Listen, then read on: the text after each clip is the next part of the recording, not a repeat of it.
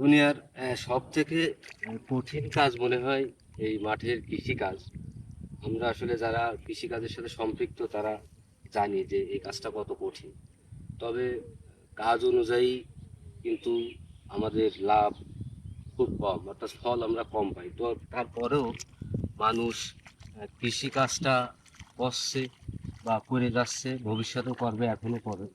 এর মূল একটা কারণ হচ্ছে যে আয় কম হোক, কিন্তু এই কৃষিকাজের থেকে যে আয় হয় এই আয়ে শান্তি আছে, বরকত আছে, আল্লাহ বরকত দেয়।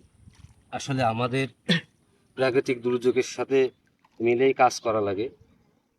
এই রোদ বৃষ্টি ঝড় তুফান সব কিছুর সাথে পাঙ্গা দিয়ে এই যে আমরা কাজকাম করি বা আমাদের কৃষকরা কাজ করে, সব মিলায়ে আপনারা যারা শহরের মানুষ আমাদের উৎপাদিত ফসল খান, হয়তো আপনারা টাকা দিয়ে খান, কিন্তু এই ফসল উৎপাদনের জন্য প্রচুর কষ্ট করা লাগে, প্রচুর শ্রম দিতে হয়, যেটা সকলে আসলে পারে না বা সকলের দ্বারা করা সম্ভব না।